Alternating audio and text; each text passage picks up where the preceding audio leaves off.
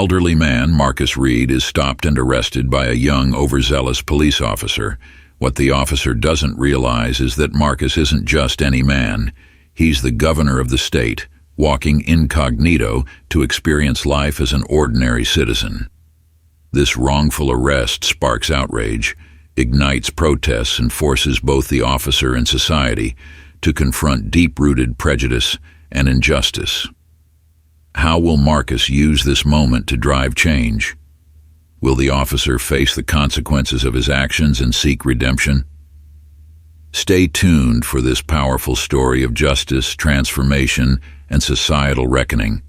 Don't forget to like, comment, and subscribe for more stories like this, and hit the notification bell so you never miss an update. What would you do in Marcus's position? Let us know in the comments.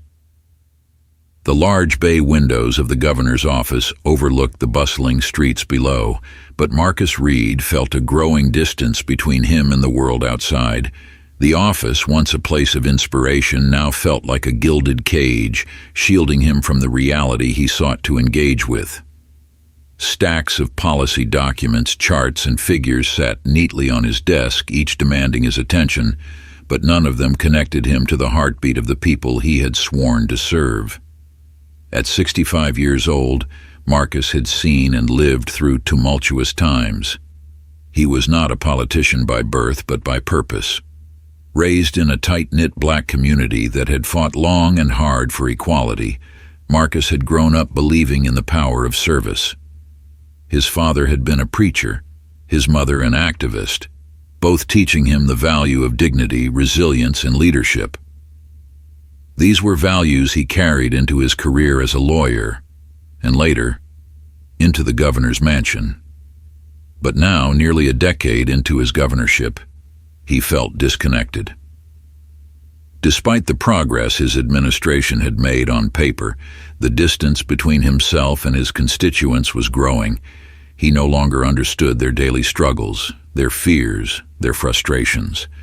Every day, the news reported another incident of police violence, another protest over injustice, and Marcus couldn't help but feel like he was watching from the sidelines, removed from the real battle. Marcus stood up from his desk, moving toward the window. He gazed out at the skyline, his hands clasped behind his back. The city, with its towering buildings and rapid pace, had a way of making its inhabitants feel small and inconsequential.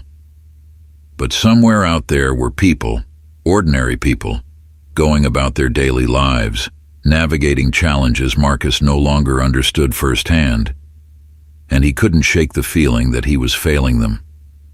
His chief of staff, Alicia Grant, knocked gently on the door and entered. She carried a file, her usual no-nonsense expression softened with a hint of concern. Alicia had worked with Marcus for nearly 10 years, and at that time she had come to know when something was weighing on him. "Governor," she began, "I have the final report on the new housing initiative." Marcus turned from the window, offering a polite smile. "Thank you, Alicia." She handed him the file but lingered, sensing the weight of his mood. "You seem distracted," she observed carefully. "Is everything all right?" Marcus exhaled, rubbing the back of his neck. "I don't know, Alicia. I'm just feeling disconnected. I read these reports, attend these meetings, but I feel like I'm not really seeing what's happening out there, not really understanding what the people are going through." Alicia, always pragmatic, gave a thoughtful nod. "You've spent years fighting for the people. It's easy to lose touch when you're surrounded by bureaucracy, but your leadership still means everything to them." Marcus appreciated her words, but they didn't ease the gnawing feeling in his gut. He needed to do more than sit behind a desk and make decisions based on reports. He needed to see things for himself, to reconnect with the people he served. That afternoon, Marcus made a decision. After finishing his meetings for the day, he called in his closest security detail and outlined a plan. He would go undercover, incognito, for a day. No entourage, No security detail, no press. He would walk through the streets, observe how ordinary citizens lived, and understand their reality without the interference of his title. His team was hesitant, of course, but Marcus insisted. He had done something similar years ago, and it had been eye-opening. Now, more than ever, he needed to feel the pulse of people. The next morning, Marcus dressed simply. A dark coat, jeans, and a cap pulled low over his face. He looked nothing like the governor today, just another man going for a walk. As he stepped out of the unmarked car in a small, quiet town on the city's edge, he took a deep breath. This was where he needed to be. Away from the politics and the bureaucracy, here he could remember why he'd gotten into public service in the first place. The neighborhood wasn't unfamiliar to him, but it had changed since the last time he'd walked these streets. The storefronts were closed or boarded up, the streets littered with debris. There was an air of quiet desperation here, a place long forgotten by the city's power brokers. This was where Marcus wanted to spend his morning, walking among the people who lived in the margins, listening to their struggles. But as he set off down the street, he had no idea how drastically this quiet walk would change his life. Scott Williams sat in his patrol car, tapping his fingers on the steering wheel, his eyes scanning the neighborhood. It was a slow morning, like most mornings in this part of town. The east side was a run-down area, plagued by poverty and crime, at least according to Scott's view. He didn't mind the quiet, though. Slow mornings meant fewer chances for trouble. But even on a quiet day, Scott never let his guard down. At 28, Scott was a young but ambitious officer. He prided himself on being tough, no-nonsense, and reliable. His father, David Williams, had been a police officer too, spending 30 years on the force before retiring.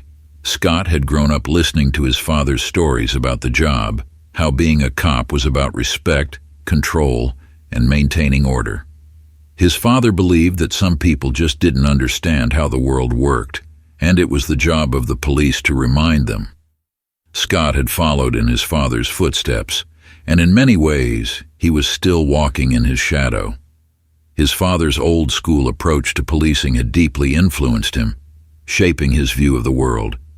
It was simple in Scott's mind. There were good guys and bad guys. The good guys wore uniforms, followed the rules, and enforced the law.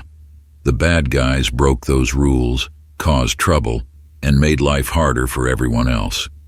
And if you wanted to keep the streets safe, you had to be tough. He glanced over at his partner, Jackson, who was half asleep in the passenger seat. Jackson had been on the force for 10 years, but his enthusiasm had faded. For him, this was just a job, a paycheck. Scott didn't understand that mentality. He took his role as a police officer seriously, maybe too seriously, some of his colleagues joked. But Scott saw his job as a duty, a responsibility to keep the city safe. As he drove down the narrow streets of the east side, Scott noticed the decay.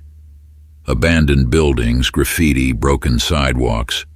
It was a far cry from the neighborhoods where he had grown up. And while he didn't have much sympathy for the people who lived here, he saw himself as their protector.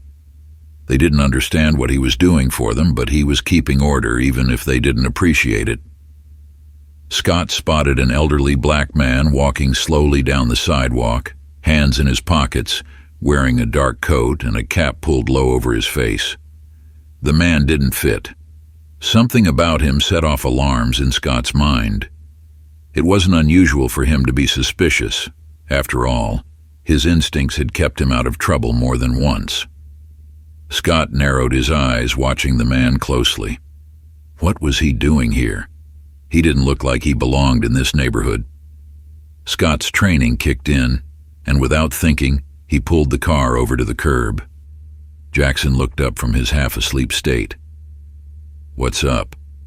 Scott didn't take his eyes off the man. Suspicious guy. I'm going to check him out. Jackson shrugged, indifferent. Go ahead. I'll be here. Scott stepped out of the car, his hand resting casually on his belt, and began walking toward the man. As he approached, his suspicions grew. The man seemed too calm, too out of place. Scott's instincts told him this was someone who didn't belong here, someone who could be trouble. "Hey," Scott called out, his voice firm. "Let me see some ID." The man stopped and turned slowly, his expression calm but wary. "Good morning, officer," the man said, his voice steady. "Is there something wrong?" Scott didn't answer the question. His focus was on control. "ID, please," he repeated. The man hesitated, and Scott's suspicion deepened. Why wasn't he complying? Most people in this neighborhood would produce their ID immediately, eager to avoid trouble. But this man didn't seem afraid. "I'm just taking a walk," the man said, his voice polite but firm. "Is there a reason you need to see my ID?" Scott's frustration began to rise. This wasn't the way things were supposed to go. "You're in a neighborhood known for criminal activity and you're not cooperating," Scott said, his tone hardening. "I need to see your ID." The man didn't move. "Officer," he said slowly, "I don't think I've done anything wrong. I'm just here for a walk." Scott's patience snapped. In his mind, this was exactly the kind of attitude that led to trouble. People thinking they could question authority, thinking they didn't have to follow the rules. Scott had seen it 100 times before, and it always led to the same outcome. Without waiting for an explanation, Scott stepped forward and grabbed the man's arm. "You're under arrest," Scott said curtly, pulling out his handcuffs.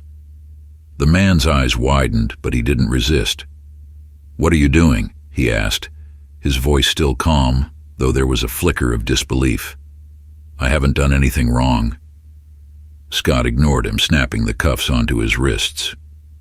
"You're under arrest for refusing to comply with an officer's instructions." The man looked up at him, his eyes locking onto Scott's with a gaze that was unsettlingly calm. "You have no idea who you're arresting," the man said quietly, his voice almost a whisper. Scott didn't respond. He didn't care who this man was. He had a job to do, and in his mind, this was just another suspect who thought he was above the law. The walk back to the patrol car was tense. Scott kept his grip firm on the man's arm, though the man made no effort to resist. In fact, his composure seemed to unnerve Scott. Most people he arrested were either angry, frightened, or defiant, but this man was none of those things. He walked calmly, even with the handcuffs on, as if he knew something Scott didn't. By now, a small group of people had gathered on the sidewalk, watching the scene unfold. Some had their phones out recording the arrest. Scott could hear the murmurs of the crowd, but he didn't pay them any mind. This was just another arrest, another routine part of his job. As he pushed the man into the back of the squad car, Scott glanced back at the crowd. One of the onlookers, a young woman, was shaking her head, her phone pointed at them. "Unbelievable," she muttered. "Another one." Scott felt a flare of irritation, but quickly pushed it down. He was doing his job. That was all that mattered. Once the man was secured in the back seat, Scott slid into the driver's seat and glanced at his partner. Jackson looked mildly interested but not concerned. "What's the story with this guy?" Scott shrugged. "Suspicious behavior. Didn't comply when I asked for ID." Jackson raised an eyebrow. "You check his ID now?" "No need," Scott said, shaking his head. "He's probably got something to hide." Jackson shrugged again and went back to his paperwork, but Scott couldn't shake the feeling that something was off about this whole situation. The man's calmness, his quiet statement, "You have no idea who you're arresting." It all lingered in the back of Scott's mind, like an itch he couldn't scratch. As they drove toward the station, Scott glanced at the rearview mirror. The man sat quietly, his hands resting in his lap, his gaze steady but distant. He didn't look like someone who had just been arrested. He didn't look afraid or angry or anything Scott had come to expect from situations like this. The ride was silent, save for the hum of the engine. Scott found himself wishing the man would say something, do something, anything that would break the unsettling calm that had settled over the car. But the man remained quiet, staring out the window as if he were on a casual drive, not sitting in the back of a police car in handcuffs. When they arrived at the station, Scott led the man inside, where he was processed with the same indifference given to any other detainee. Scott didn't bother to look at the man's identification, certain that he had just arrested another suspect trying to hide something. But he couldn't have been more wrong. It didn't take long for the scene on the quiet street to become a viral sensation. As Scott processed Marcus back at the station, videos of the arrest began to flood social media. The footage, captured by several bystanders, was shocking in its simplicity. An elderly black man being cuffed and led away by a white police officer, no apparent threat or struggle, just a stark image of power and injustice. On platforms like Twitter and Instagram, the video spread like wildfire. The hashtags started to roll in: # another arrest, # justice for elderly man, # profiling again. The video resonated with people who had long been critical of police practices, particularly those involving racial profiling. But what no one knew yet, what made this particular arrest so explosive, was the true identity of the man in handcuffs. Elena Diaz, a young journalist for the Darlington Daily, scrolled through her social media feed that afternoon, noticing the video almost immediately. The clip wasn't unique. Unfortunately, she had seen plenty of similar footage over the years. But something about the way the man carried himself, the calmness he exuded even while being arrested, caught her attention. Her instincts told her there was more to this story. She reached for her phone, dialing her editor. "Jeff, there's something happening downtown. An arrest that's gaining traction online. I think it's worth looking into. I'm heading to the station." Her editor grunted on the other end, skeptical. "Another police incident? These happen all the time, Elena. What makes this one different?" "I don't know yet, but I've got a feeling this isn't just another routine arrest." Elena was already gathering her things, preparing to head out the door. She could feel the buzz of a story building, the kind that could shift the narrative of local news and expose something bigger. Back at the station, Marcus sat silently in a holding cell, his wrists still sore from the handcuffs. The officers who had processed him did so with the usual disinterest they showed to most detainees. It wasn't unusual for men like Marcus, black men, older men, men from certain neighborhoods, to end up in these cells. To them, he was just another nameless suspect, another piece of paperwork to be filed and forgotten. Scott, meanwhile, stood at his desk typing up his arrest report. He hadn't thought to check Marcus's identification, and as far as he was concerned, it didn't matter. The man hadn't cooperated, and that was all Scott needed to justify the arrest. He was still riding the high of authority, his mind spinning with the self-assurance that he had done the right thing. But as the minutes ticked by, something began to nag at him. The man's words from earlier echoed in his mind. "You have no idea who you're arresting." Scott tried to shrug it off, but the thought clung to him, making him uncomfortable. Then, just as Scott was about to file his report, another officer approached him. "Hey, Williams," the officer said, leaning on Scott's desk. "You checked this guy's ID yet?" Scott frowned. "No. Why?" The officer handed Scott a file. "You might want to. We just ran his prints. You're not going to believe this." Scott's stomach twisted with a sudden sense of dread. He opened the file. His eyes scanned the information quickly, disbelief settling over him. The name on the file, Marcus Reed, leapt out at him, bringing with it a realization that turned his blood cold. He had just arrested the governor of the state. Scott felt the room around him spin. His hands, once steady and confident, trembled as he held the file. How could this be possible? How could he have made such a monumental mistake? He thought back to the man's calmness, the way he had carried himself, and it all made sense now. He wasn't just an ordinary man walking through the neighborhood. He was the governor, a man who held more power than Scott could ever dream of. Panic set in. Scott quickly stood, abandoning the half-finished report on his desk, and made his way to the holding cells. He had to fix this somehow, but as he approached the cell where Marcus was being held, he realized that fixing this would not be easy. Marcus sat on the bench, his hands resting on his knees, still composed despite everything that had happened. When he saw Scott approach, he looked up, his eyes meeting the officer's with that same calm, piercing gaze.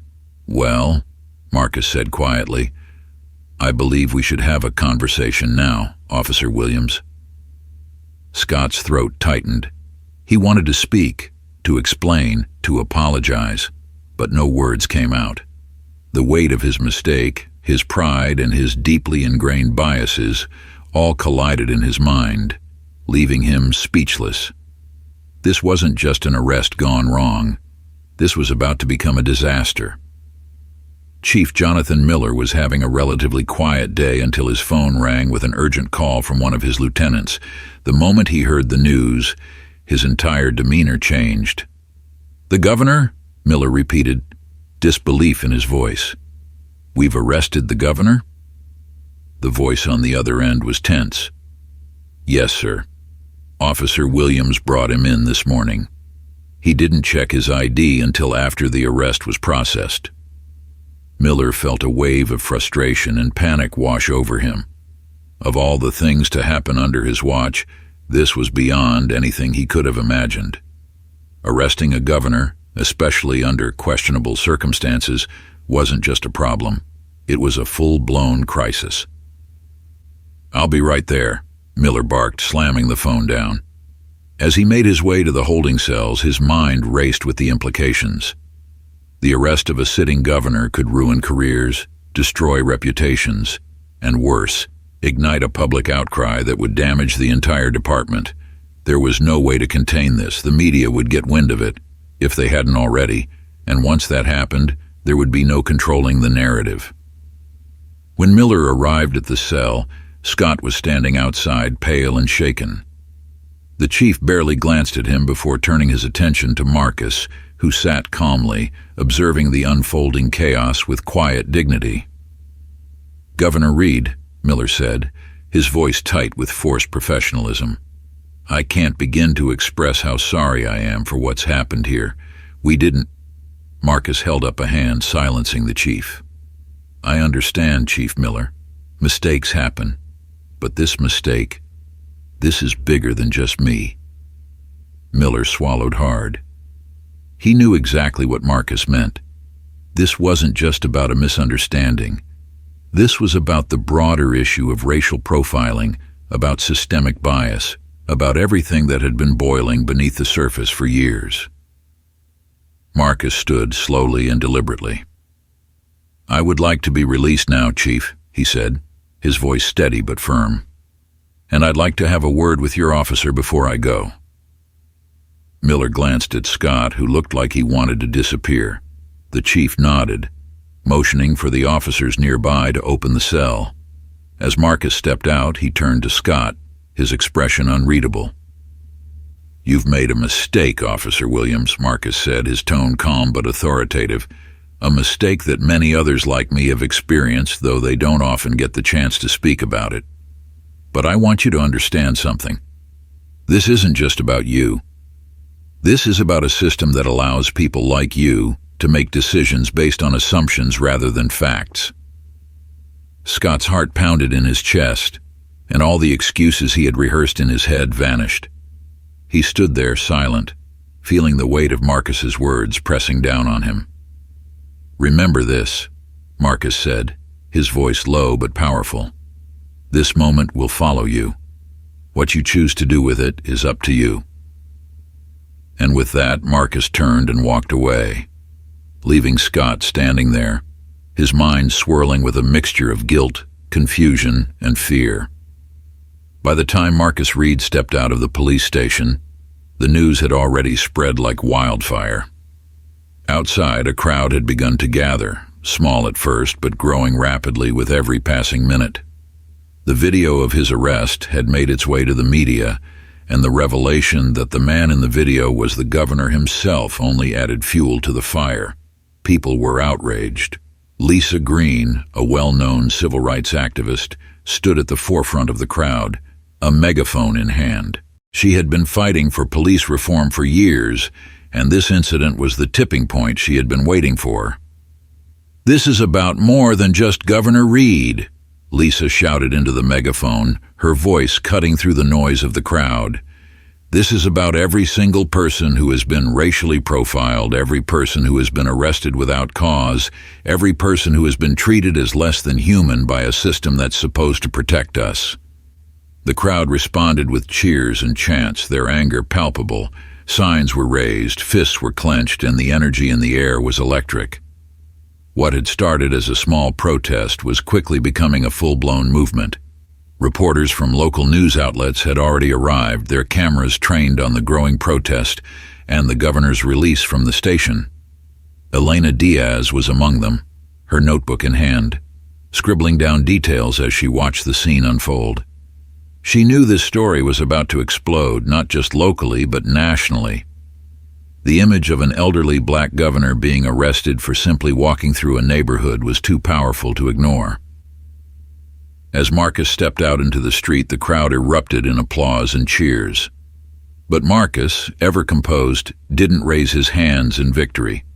Instead, he looked out at the people, his people, with a somber expression. This wasn't a moment of celebration. This was a moment of reckoning. Inside the station, Scott Williams sat at his desk, staring blankly at the paperwork in front of him. He could hear the noise of the protest outside, the chants, the shouts, the rising anger, but it felt distant, as if it were happening in another world. His mind was elsewhere, lost in the labyrinth of his own thoughts. How had he ended up here? Scott had always believed in the righteousness of his actions. He had been taught to see the world in black and white, good and bad, and up until now, that worldview had served him well. He had followed the rules, done his job, and believed that he was making a difference, keeping the streets safe. But now, that certainty was crumbling. The words Marcus had spoken to him echoed in his mind, gnawing at him, forcing him to confront a truth he had spent years ignoring. "You've made a mistake, Officer Williams." Those words carried more weight than Scott had anticipated. They weren't just about this one arrest. They were about everything. Every assumption he had made, every bias he had acted on, every time he had judged someone by the color of their skin or the way they looked. He thought about his father, about the lessons he had been taught growing up. "Be tough," his father had always said. "Don't let them see weakness. You're in charge out there." But what if being in charge didn't mean being right? What if his father had been wrong? The thought terrified Scott. It shook the very foundation of his identity. He had always prided himself on being a strong officer, a protector. But now, for the first time, he was beginning to wonder if he had been protecting the wrong thing. Outside, the protests were growing louder, and Scott knew that the consequences of his actions were far from over. The world outside the station was changing, and Scott could feel it shifting beneath his feet. The tension in the air was palpable as Marcus Reed stepped outside the police station. The crowd, which had grown significantly since his arrest became public, fell silent for a brief moment. Hundreds of eyes turned to him, waiting to see how he would respond to the injustice he had just experienced. Cameras clicked, and reporters strained to get closer, while protesters held signs high, their anger simmering just beneath the surface. Lisa Green, standing at the front of the crowd, nodded respectfully toward Marcus. She had been leading protests for years, but she knew that this moment was different. This moment wasn't just about one man's arrest, it was about decades of systemic abuse, racial profiling, and deep-seated prejudice. The people weren't just angry for Marcus. They were angry for all the forgotten names and faces that had come before him. Marcus, however, wasn't swept up in the fervor of the crowd. His expression was calm, but there was a weight to his presence that commanded attention. He wasn't interested in personal revenge or vengeance. This was an opportunity to speak not just for himself, but for everyone who had been victimized by the system.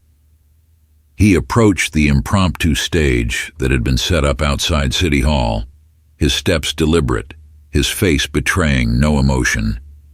His security detail, who had been reinstated the moment the mistake was realized, moved cautiously beside him, trying to anticipate what might happen next. The crowd roared with anticipation, the sounds of frustration, anger, and hope blending into one powerful voice. Marcus stood at the microphone, gazing at the mass of people before him. He saw their anger and their hurt, but he also saw their desire for change. This was more than a protest, it was a movement. Marcus raised his hand and slowly, the noise of the crowd began to die. When silence finally fell, he began to speak, his voice steady but filled with emotion. "This morning I was arrested," Marcus began, his tone clear but devoid of any bitterness. "Not because I had committed any crime, not because I posed a threat to anyone's safety. I was arrested because of what I looked like, because I didn't fit into the assumptions someone had made about me."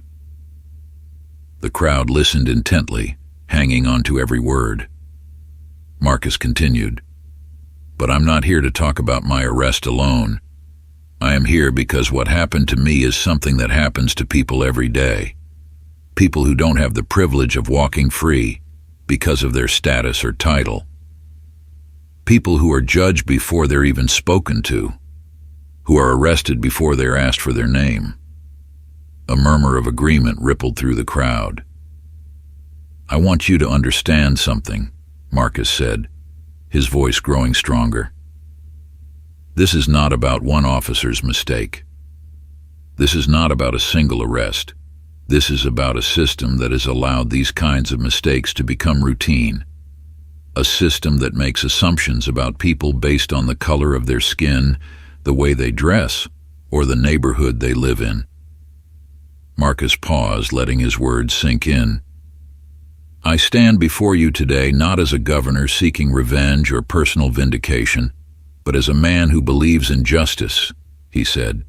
"Real justice, not just for me, but for every single person who has been wronged by this broken system." The crowd erupted in applause, their chants of justice ringing through the air. "But justice is not just a word," Marcus continued. "It's not a slogan we shout at rallies. Justice means real change, and that change starts here, with all of us." As Marcus spoke, his voice became more impassioned. He called for reforms, deep, systemic reforms that would address the biases that had been built into the very fabric of the police force and other institutions. He spoke of accountability, transparency, and the need for law enforcement to reflect the communities they served. But more than that, he spoke about healing the wounds of injustice, healing the divisions that had long kept people apart. "We must move forward," Marcus said, his voice carrying over the crowd. "We must demand better, not just from those in power, but from ourselves. This is not about blaming individuals. It's about fixing a system that has failed all of us." By the time Marcus finished his speech, the crowd was cheering not just for him, but for the future they hoped to build together. He had taken the moment of his own arrest and transformed it into something much larger, something that resonated far beyond the city limits of Darlington. Marcus had given the people a voice, and they were ready to use it. Inside the station, Officer Scott Williams could hear the muffled sounds of the protesters outside, voices chanting, demanding justice. The same voices that just hours earlier would have felt distant to him now felt like they were closing in, tightening around him. He sat at his desk, hands clenched into fists, staring at the paperwork in front of him without really seeing it. The press conference was being broadcast on the station's TV, but Scott couldn't bear to watch it. He already knew what Marcus Reed was saying, and he knew that every word was true. The governor's arrest had been a mistake, not just a mistake of procedure, but a mistake born out of Scott's own biases. The realization was like a weight pressing down on his chest, making it hard to breathe. Scott had spent his entire career believing that he was on the right side of the law. He had prided himself on being tough, on not backing down, on maintaining control.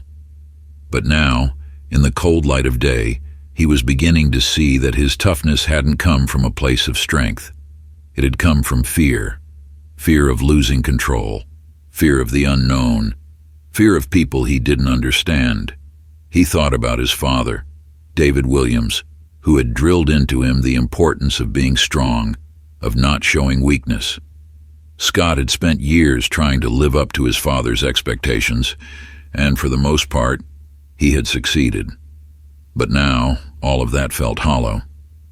What good was strength if it was built on the backs of people like Marcus Reed? What good was control if it came at the cost of justice? Scott felt the guilt rise inside him, a tidal wave of shame and regret. He had thought he was doing his job, keeping the streets safe, maintaining order. But now, for the first time, he saw that his version of safety and order was one-sided. It protected some people at the expense of others. It maintained control for those in power while marginalizing the vulnerable. For the first time in his life, Scott doubted himself. He doubted everything he had been taught, everything he had believed. He thought about the look in Marcus's eyes when he had been arrested, the calmness, the dignity. Marcus had known all along that Scott had made a mistake. And yet, even now, after everything, Marcus had spoken about change, not vengeance. He had called for reform, not punishment. Scott's phone buzzed on his desk, pulling him out of his thoughts. It was a text message from his father. Heard about the arrest. Don't apologize, stay strong. Scott stared at the message for a long time, feeling a knot form in his stomach. He had always followed his father's advice, had always looked to him for guidance. But now, Scott wasn't sure if his father was right anymore. Strength wasn't what was needed here. What was needed was something harder to come by. Humility. The humility to admit that he had been wrong. The humility to seek forgiveness. Scott stood up from his desk, his heart pounding. He couldn't ignore this any longer. He couldn't hide behind his badge or his authority. He had to face what he had done. The days following Marcus Reed's speech were tense. The protests continued to grow, with people from all over the state converging on Darlington to demand justice and reform. News outlets covered the story around the clock, and it seemed that everyone had something to say about the arrest that had sparked it all. Scott, meanwhile, had been avoiding the public eye. He had requested time off from the department, unsure of how to face the growing scrutiny. His colleagues, once supportive, had grown distant, unsure of how to react to the firestorm that had erupted around him. But Scott knew he couldn't stay in the shadows forever. He had made a mistake, and he needed to take responsibility for it. A press conference was scheduled for later in the week, and Scott had been given the opportunity to speak. He had spent hours agonizing over what to say, rehearsing his apology over and over in his head, but now, standing in front of the podium, with the bright lights of the cameras trained on him, all of his carefully prepared words seemed to slip away. Scott took a deep breath, his hands shaking as he gripped the sides of the podium. "I'm here today because I made a mistake," Scott began, his voice shaky but steady. "A mistake that has caused a lot of pain, not just to Governor Reed, but to the people of this community." The room was silent, the cameras whirring softly as they captured every word. When I arrested Governor Reed, I didn't know who he was, Scott continued, but that's not the point. The point is that I didn't take the time to ask. I made an assumption about him, based on nothing more than the color of his skin and the neighborhood he was walking through. Scott paused, his throat tightening. I've spent a lot of time thinking about what I did, and I've come to realize that it wasn't just one mistake. It was part of a larger problem, a problem that I've been part of for years without even realizing it. I've been part of a system that treats people differently based on their appearance, their background, or where they come from. And for that, I'm sorry. There was a murmur of surprise in the room. Apologies from police officers were rare, and this one felt particularly raw, unpolished. Scott swallowed hard, forcing himself to continue. I'm not asking for forgiveness. I know that my words can't undo the harm I've caused, but I want you to know that I'm committed to changing. I'm committed to listening, to learning, and to doing better. He stepped back from the podium, his heart pounding in his chest. The room remained silent for a few seconds, and then the reporters began shouting questions, but Scott couldn't hear them over the sound of his own thoughts. He had said what he needed to say, and now all he could do was wait. In the days following Scott's apology, the momentum for change continued to build. Marcus Reed, now firmly positioned as a leader of the growing movement for reform, worked closely with lawmakers, civil rights leaders, and community organizers to draft new legislation aimed at addressing systemic issues that had led to his arrest. The reforms were sweeping, covering everything from police training and accountability to community oversight and racial sensitivity programs. The goal was not just to prevent another incident like Marcus's arrest, but to create a system that was fairer, more just, and more responsive to the needs of all citizens. Mayor Emily Caldwell, who had initially been reluctant to get involved, threw her support behind the reforms, recognizing that the public demand for change was too strong to ignore. These reforms aren't just about fixing one problem, Marcus said during a press conference. They're about fixing a system that has been broken for far too long. The new policies were passed with overwhelming support from the public, and though there was resistance from some within the police force, the majority of officers recognized the need for change. Scott watched the reforms take shape from a distance, no longer part of the police department. He had resigned shortly after his apology, knowing that he couldn't continue in the job that had once defined him, but he wasn't done working. He had started volunteering with local community groups, using his experiences to help bridge the gap between law enforcement and the communities they served. It wasn't enough to erase the past, but it was a start. Months had passed since Marcus Reed's wrongful arrest had ignited a movement for change. The initial surge of protests had transformed into organized efforts for reform, and the city of Darlington had become a symbol of what was possible when people came together to demand accountability and justice. The new laws were now in effect, bringing hope that future generations would not face the same injustices. Marcus Reed, though exhausted by the whirlwind of events, felt an immense sense of purpose. His arrest, while humiliating, had become a catalyst for something much bigger than himself. The governor's office had been flooded with letters of support, and messages of gratitude came from across the nation. But more than the public accolades, Marcus found solace in the knowledge that he had helped initiate a real and lasting transformation. He sat in his office one evening, the quiet hum of the city barely audible through the closed windows. Alicia Grant, his ever-reliable chief of staff, entered with a file in her hand. "Governor," she began, "the latest polling numbers are in.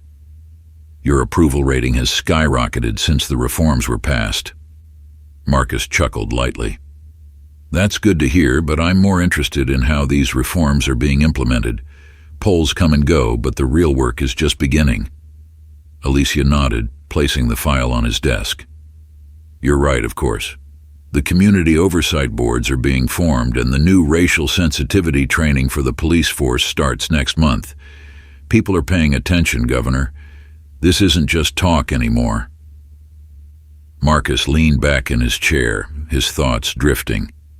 He couldn't help but think back to that fateful morning, walking the streets in anonymity, only to be thrown into the spotlight in the worst way possible. But the journey since then had been transformative, not just for the city, but for him personally.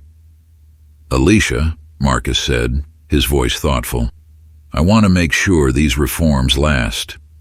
Not just while I'm in office, but long after I'm gone. We've started something important here, and we can't let it fade away." Alicia smiled. "We won't. You've sparked something that won't easily die out." Marcus nodded, feeling the weight of that responsibility. This wasn't just about one man or one office. It was about creating a system that worked for everyone. And though the work ahead was daunting, Marcus knew it was worth every bit of effort. Scott Williams had spent the last few months trying to rebuild his life. After his public apology, he had resigned from the police department, knowing that his role as an officer was no longer tenable.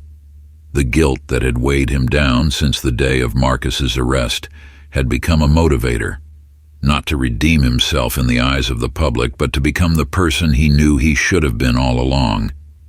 He had joined a community outreach program that focused on bridging the gap between law enforcement and the people they served. It was a humble start, and Scott wasn't under any illusions about the road ahead. He knew that trust wasn't something he could rebuild overnight, if ever, but it didn't stop him from trying.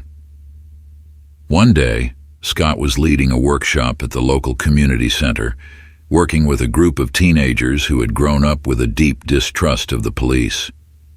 Many of them had been profiled, harassed, or even arrested for minor infractions. They had every reason to be wary of him, a former cop standing in front of the room. As Scott spoke about his experiences, about how his own biases had led him down the wrong path, he saw the skepticism in their eyes. But he also saw something else: curiosity.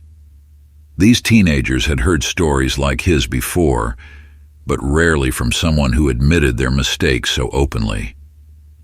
"I used to think being tough was the most important part of my job," Scott told the group, his voice steady but honest.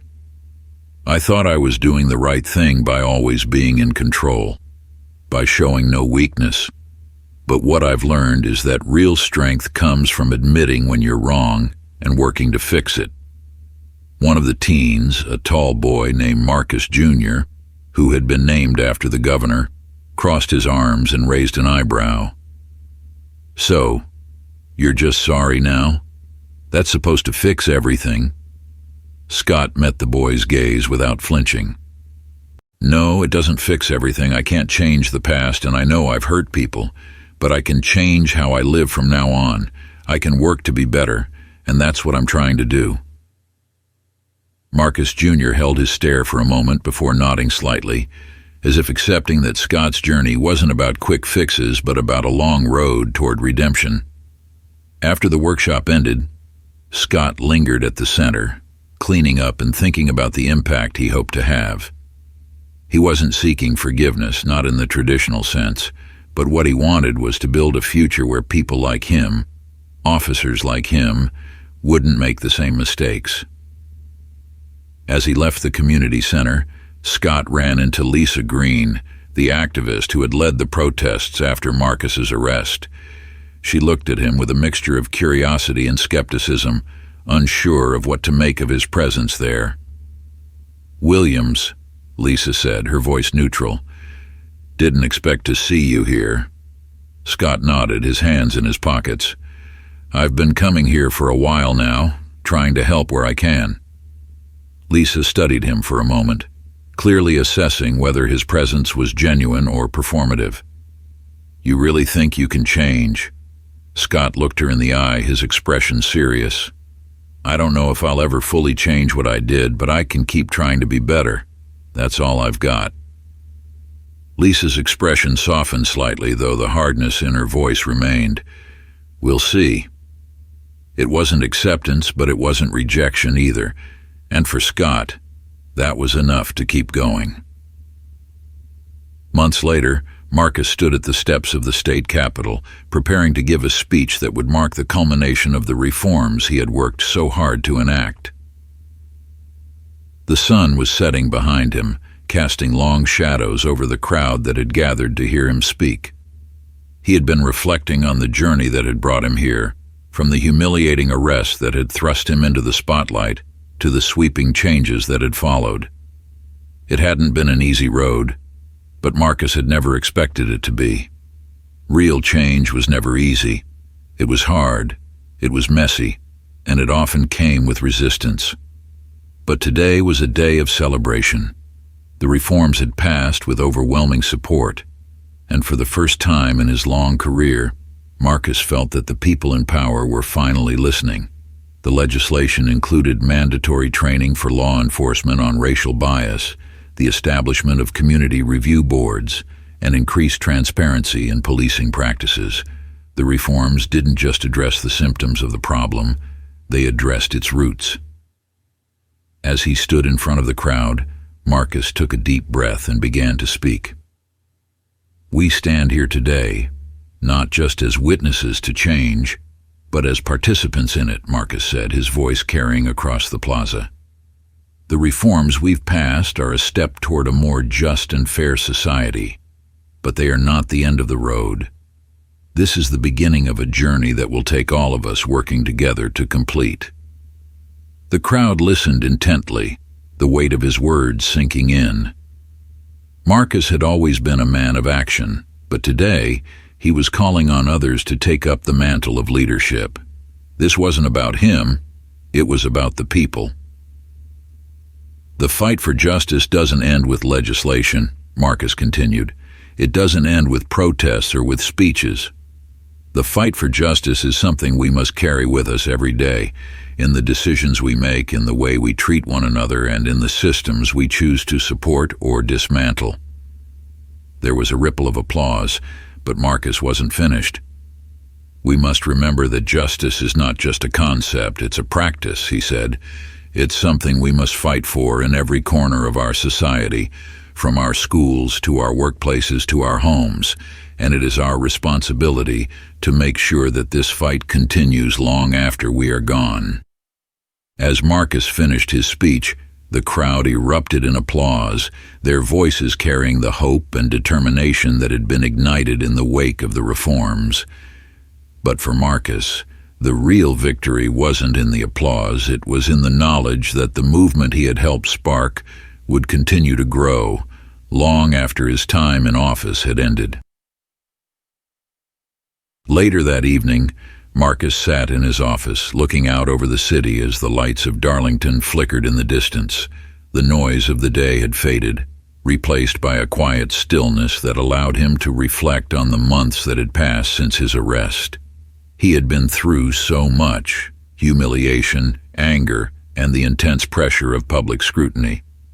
But in the end, he emerged stronger, more resolute in his mission to bring about change. His arrest had been a personal injustice, but it had become the spark for a larger movement, a movement that was still gaining momentum. A knock at the door pulled him from his thoughts. "Come in," Marcus called, and Alicia stepped into the room, a smile on her face. "You were incredible today," she said, taking a seat across from him. Marcus chuckled softly. "I just said what needed to be said. The people out there, they're the ones who will keep this going." Alicia nodded.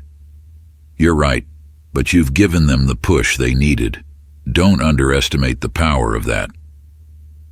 Marcus leaned back in his chair, the weight of the day finally lifting. "It's not about me, Alicia. It never was.